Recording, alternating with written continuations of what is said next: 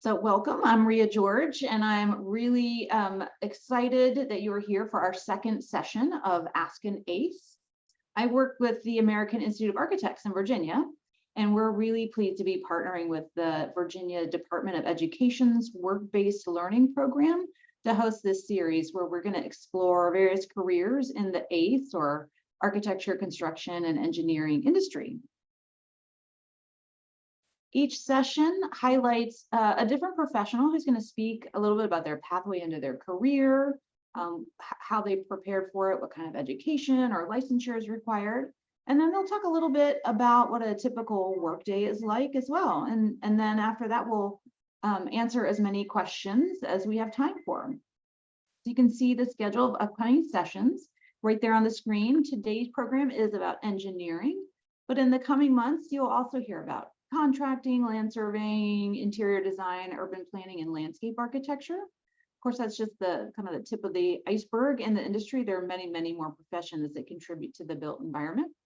But this is what we're going to start off with. And if you missed last month's session on architecture, excuse me, you can view it on our YouTube channel. I've also given those recording files, as I know YouTube may not always be accessible to our partners with the Department of Education, and they can make those available to you as well.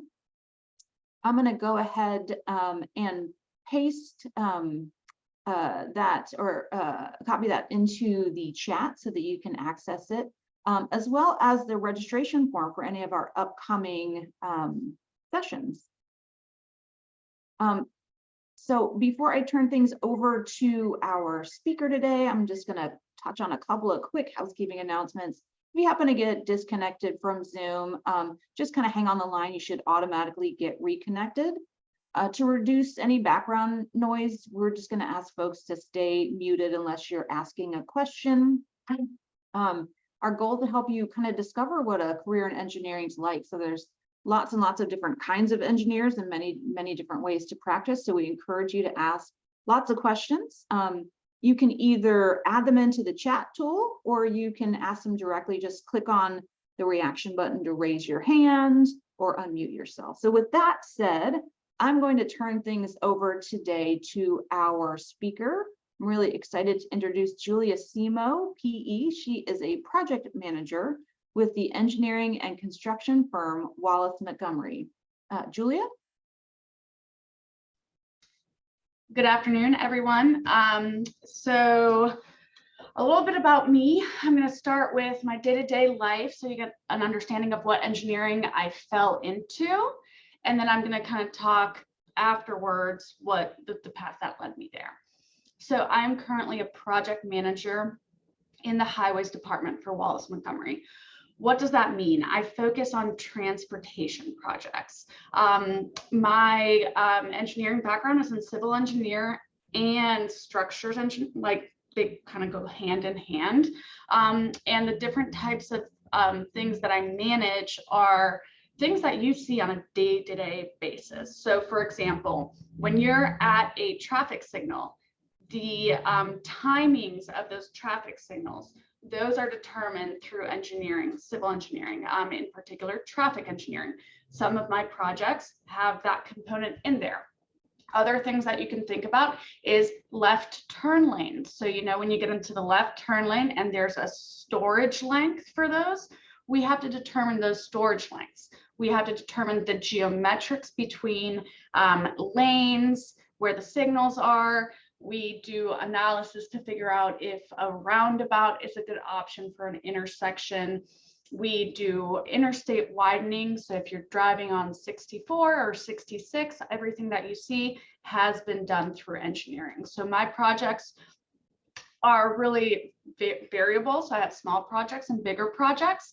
And with these projects, they have multiple disciplines within the civil engineering discipline, like traffic engineering, drainage design, river mechanics, structural engineering like bridge design, designing retaining walls, determining what type of foundation you have to have, and what type of pavement section is going to be driven on, or what signs that you're going to have on the street. So my projects include multiple disciplines in them, and again, vary from big to small.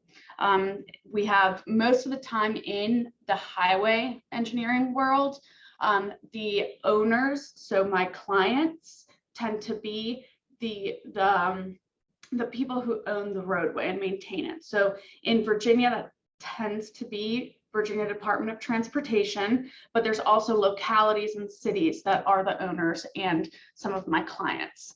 In my day-to-day life, not only do I have to deliver these projects, but part of my job now is also in what's called business development. So making sure that we win work so that our designers have something to design. So with that, we have to do proposals and studies and some marketing involved with that. And we look at kind of strategic growth for the company. And that's kind of where engineering meets business.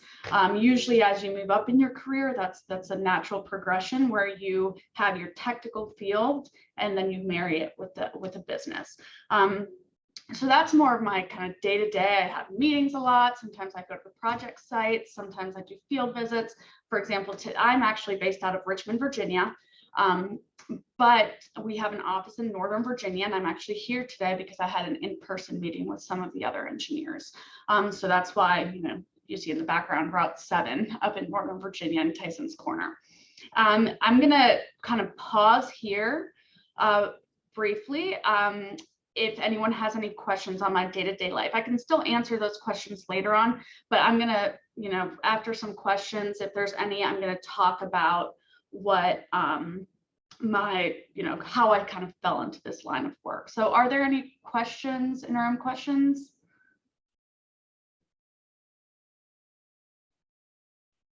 Okay, I'll take that as a no. So I'll continue moving on.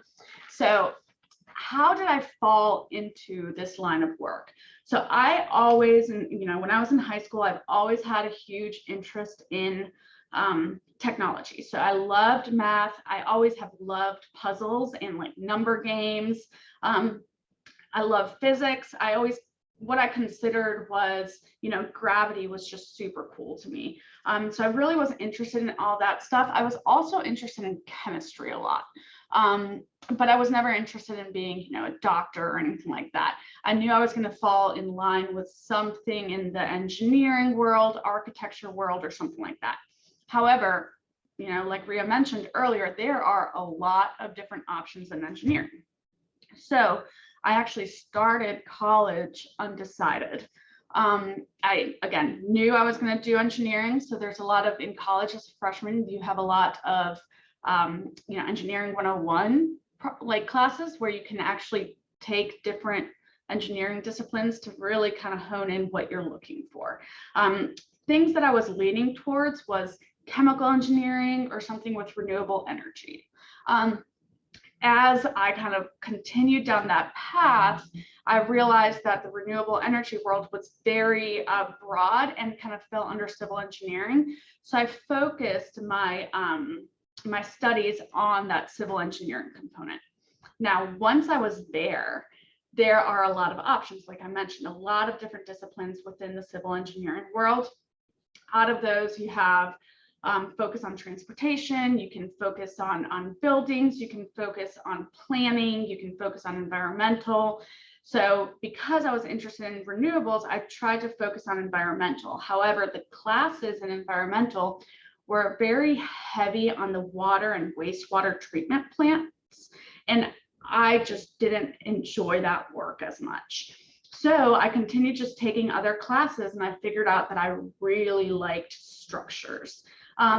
For me, structures was like a puzzle that defies gravity that you kind of have to put together. So if you think buildings, parking garages, bridges, it was just a very cool thing in my mind to kind of piece together. And it also allows a little bit of creativity to be mixed in with the technical side. So what I did is I just focused on structure. So a lot of my classes were very heavy on the structure side because that's what I wanted to do. Then while I was in college, I got a scholarship with the Virginia Department of Transportation. Part of that agreement was that they would give me a scholarship in college. I would do internships with them in the summer and sometimes in winter break, or if I had a light class load for school, I could work part-time as hourly with the Virginia Department of Transportation, learning different items. So that's kind of what I did. And then after graduation, I had a job lined up with Virginia Department of Transportation. I will say after graduation, I did not feel ready to like go straight into the workforce. I still had this craving to build my technical skills more. So what I decided to do is I decided to go get a master's in structural engineering while working part-time for VDOT as that hourly worker. In doing so, I was able to really focus more on bridge engineering. My goal was to build a technical foundation that I could then build off of. So I focused on bridge engineering. I worked for VDOT for a while, and I focused on getting my professional engineering licensure. The PE license is a very important license because it means that I can stamp my own designs. So I am liable for what I'm putting out there. So usually in order to go to construction with anything, you have to have approved plans that are stamped, so signed and sealed. So it's a very hard exam. So it's an 8-hour test. You have to study a lot. And one thing that I want to mention is prior to getting your professional engineering licensure, you have to also have your fundamental engineering test, which you take before that. You can take that whenever. I took mine in college. That would be my recommendation if anyone wants to go that route, because it's a lot harder to do the fundamental engineering exam later on once you're already in your specific niche. So I always also had interest in business, kind of marrying the two. I was thinking maybe I want to start my own company. Maybe I want to, do something. So I had my first part of my career was very focused on technical skills, building a solid foundation on technical skills. And then from there, once I got my professional engineering exam and certification, I decided to go get a master's in business administration. And so I did that while I was working full-time as a bridge engineer. The goal with that is that, like we mentioned, engineering is a broad, has a lot of things. And I didn't want to feel like I was going to get pigeonholed. And I also wanted to look at things with different perspectives. So once I did that, I loved it. There's a lot of interesting things that I could apply to the real world. Doing it after having some years of experience really helped me understand, how do we get money to build these projects? How does the economics work behind it, and what can we do to be better and more strategic? How can we use data in different ways to support our projects, and how can we use data in different ways to be more efficient? So once I got my MBA, it did help a lot with broadening that perspective. And I actually transitioned to a program management role within VDOT, particularly in the construction division, but I focused on all things. So I got to get involved with a lot of cool things and try to bring technology into it, advance our industry in a technological way. Some industries are a little behind with using, different modeling softwares and using iPads and things like that. So one of my goals was to advance that. However, I always had an inkling to go back into more of a design role and more of a project delivery role. So after doing program management for a little bit, now I found myself in my current position as a project manager in the private sector, where, there's pros and cons in the private sector, but where I can deliver more designs and really focus on that technical component while also focusing on the business side, helping build the firm. There's several reasons why I have moved away from actually starting my own business. It's mostly involved with, I like working on bigger projects. When you start your own business, you start small, right? So you have to start with smaller projects. And I just really have an attraction to those bigger projects because they have a lot of different complexities. So it's a harder puzzle, essentially. And so because I want to focus on that, I have found myself in this position where I don't want to start my own business, but I want to move up in a firm and still use my business skills to help grow the firm. However, focus on those fun puzzles that I find. So that's a little bit about me and how I kind of came to where I am. I will take any questions now. I'm not sure if I went over or under, so. Well, Julia, that was awesome. Thank you so much. So if anybody has a question, you can certainly just feel free to unmute yourself. If you'd rather not ask it out loud, you can add it into the chat, and I'm happy to read it out to Julia for you. Maybe while we're waiting, there are a couple of things that you mentioned, Julia, that I have a couple of questions about. So maybe I'll just kick a few of those out to you while folks are thinking of their own. You mentioned there's a lot of sort of puzzles that you are faced with, and it sounds like there's a lot of problem solving that you do in your work. Can you talk a little bit about what that looks like when you're trying to put together that puzzle or troubleshoot or problem solve in your work? Yeah, of course. So the biggest thing that we look at, so you have a project and you look at the purpose and need of the project. So a project's purpose and need can be, we have to improve safety. There's a lot of crashes at this intersection, or we just need to increase capacity. There's a lot of traffic that continuously gets backed up. So all of the problem solving is focused around that purpose and need of the project. And then you have to look at, okay, at this site, if we're trying to improve safety, what safety features do we have to do that we can do that? So you start kind of brainstorming what those are, and then you look at your constraints. So all projects have constraints, whether there is a house on this corner that doesn't want to sell and won't allow us to expand that way, whether there's utilities that are constraints. A lot of times now, especially with everything that's going on with climate change and the change in weather, one of the big problems that we constantly have to solve is how can we make sure that this road or this bridge is flood proof, right? So a lot of things, like when you're driving, you don't want to see those big puddles because that is not necessarily safe. So so what we look at in problem solving that we do is we have to always keep in mind the purpose of the project, because that is what ultimately, it's very easy to veer away from that purpose of the project. And then you have to do analytics to just determine what are the constraints on my project. And then once you determine the constraints, you have to solve problems in order to bypass those constraints, whether it is we have to relocate a utility, or we have to add a sidewalk, but instead of making the sidewalk 10 feet wide like we like to, we're going to have to compromise and make it 5 feet wide. So those are the types of decisions that we have to make on a daily basis. Great, that's really helpful. Any other questions from the audience? I still have another one or two if we don't have any coming in. So while we're waiting on that, you mentioned a little bit about technology and your role being bringing in or embracing some new technologies. So I've heard a lot from architects about cool new things in virtual reality or augmented reality, robotics, design automation.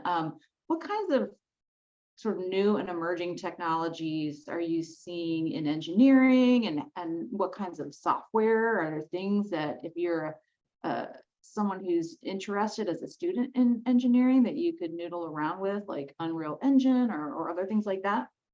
Yeah, that's a great question. So in engineering, in particular civil engineering, I consider two different tracks. There's the vertical industry, which is more the buildings and the parking garages and hospitals and things like that.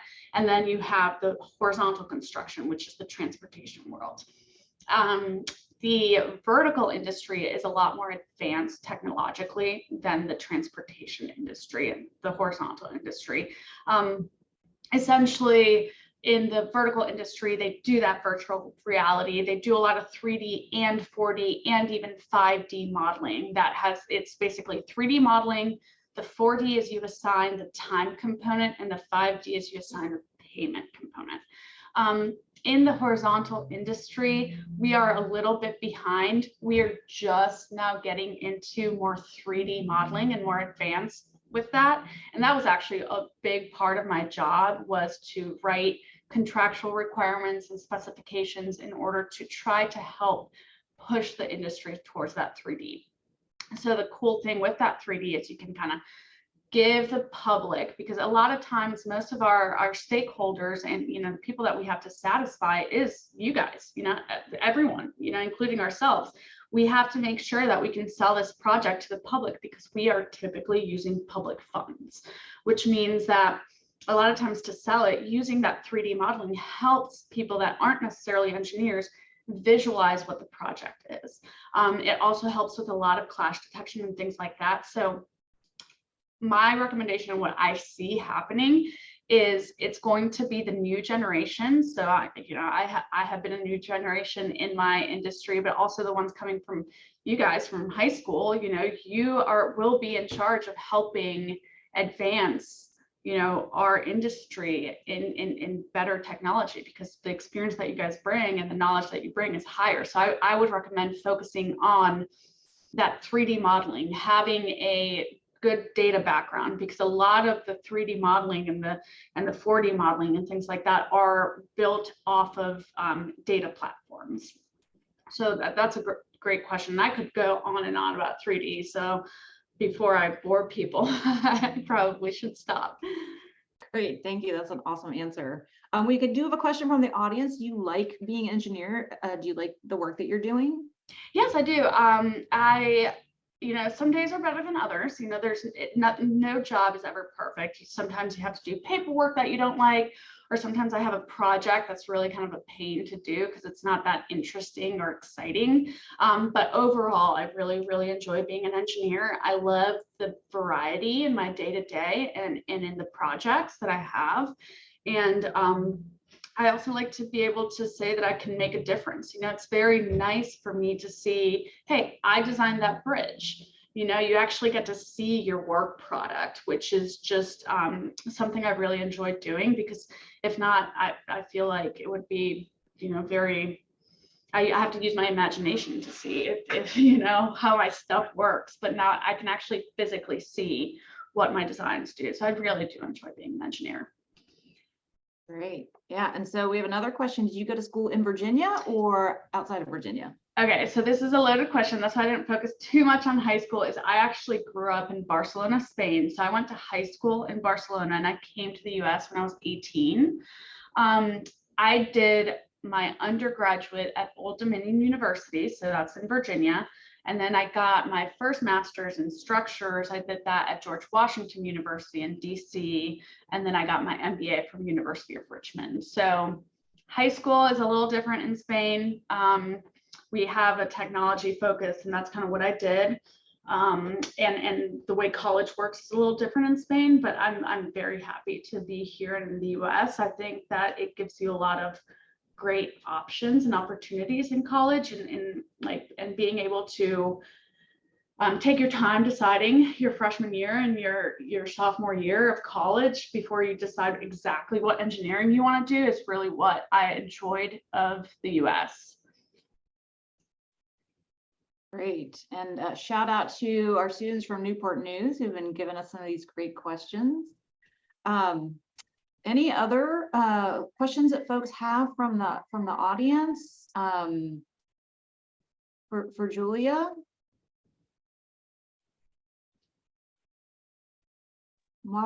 Julia, this is Ms. White from Woodside.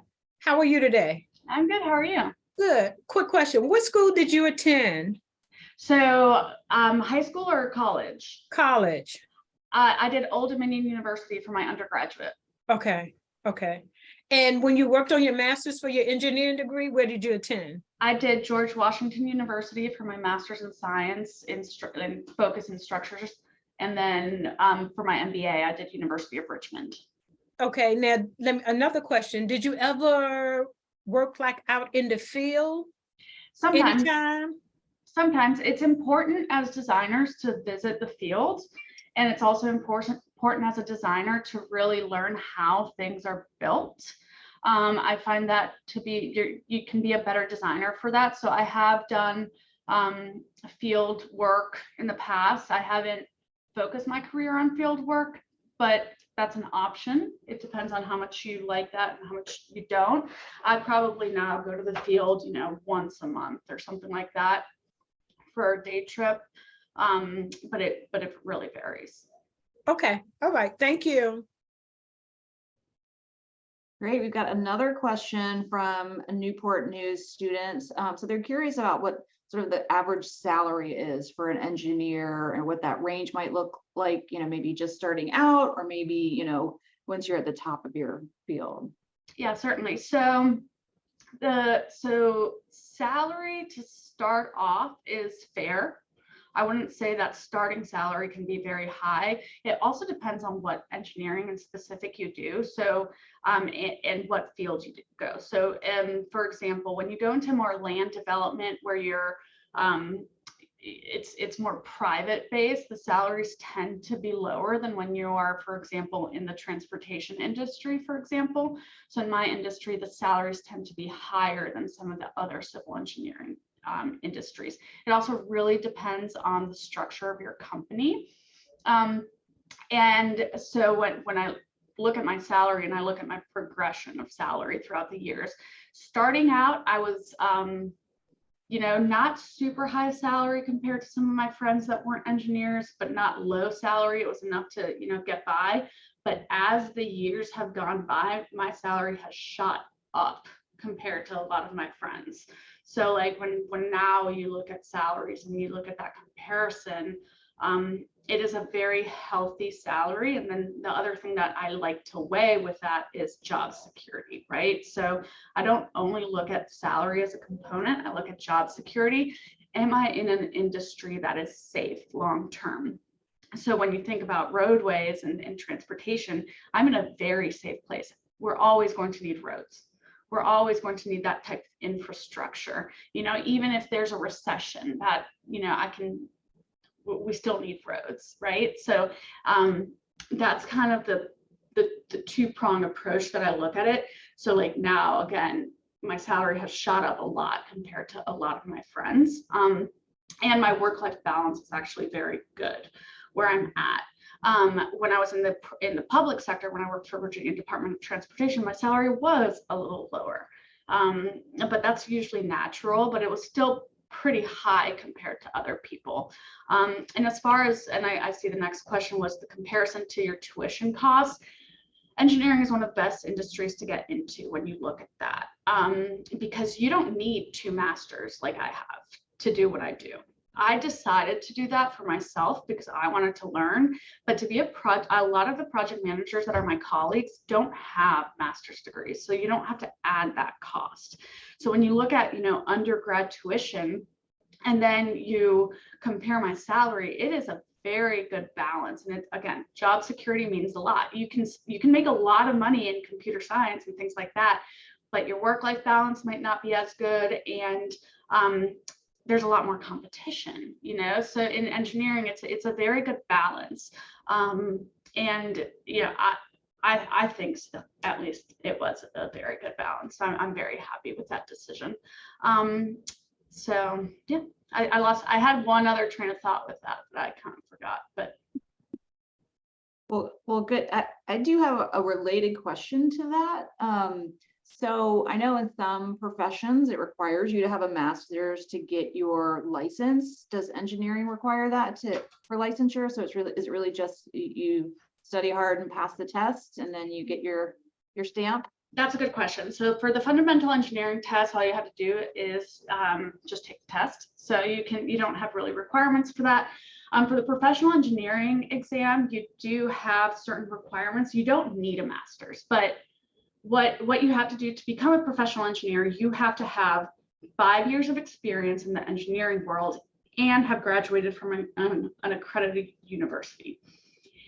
If you didn't graduate from an accredited university, you can still have, X amount of years of experience and get grandfathered in and get it, but they're really going away from that. Now, if you have a master's, instead of needing 5 years of engineering experience, you need 4 years of engineering experience in order to get the professional engineering licensure. So that's the only difference that the master's really does with it. And I did remember my train of thought as far as tuition goes. one of the beauties of engineering, and one of the things that I like a lot about engineering, is you don't need to go to an accredited college off the bat. There's a lot of good community college options where you can do community college for your first 2 years and narrow down what type of engineering you want to get into, and then transfer to an accredited university to finish your bachelor's degree. So I know multiple people who have done that. And that even, not only does that make the cost less, but it also kind of gives you a little bit more opportunity to explore, I think, as a in community college. So so that's another, option to do. Yeah, that's a really great suggestion. It is a huge cost savings. We did have one other question I see in the chat. So there are folks that are looking for good field trip ideas to get an idea about engineering. Do you have any suggestions? So there's a few, and it depends on where you're located. So if you're located in the Hampton Roads area, like this Newport News folks, there is the Bridge Tunnel project that's going on. It's a $4 billion project where they're doing a new tunnel under the Chesapeake Bay. I would highly recommend if you could set up some kind of field trip visit to the tunnel. It would be a very cool thing to observe because the operations for that is just massive and just super, super cool. Other options is up in Northern Virginia, there's the Fairbanks Federal Highway Research Center. So they have some very cool things in the research center, and they also do field trips there where you can see and get into different traffic simulators, and you can see the different research that they're doing and what they look at in order from a federal perspective. So that's another good field trip visit. I know going to a heavy construction site sometimes might be a little hard. Other things you could do, let's see, would be, I would recommend you can even just go to any intersection, just observe what's happening outside of your school and look at why is this turn lane this length, or look at the signal timings, and look at it from that perspective. Another good field trip, if you're in the Richmond area, you could team up with Virginia Department of Transportation. They have a materials lab out in Sandston. So you can see what types of lab tests they do on different pavement and asphalt and things like that. So that's kind of pretty cool to see too. Those are incredible suggestions. I'm glad that question got asked because those sound very cool.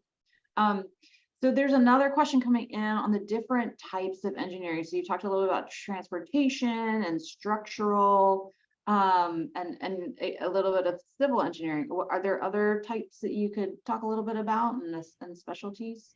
Yeah, so I would say there's 3 main branches of engineering, and then from there you kind of go into the different ones, and I hope I'm not forgetting anything important, but the main 3 branches I would say would be civil engineering being one of them, mechanical engineering being another one, and chemical engineering being another one.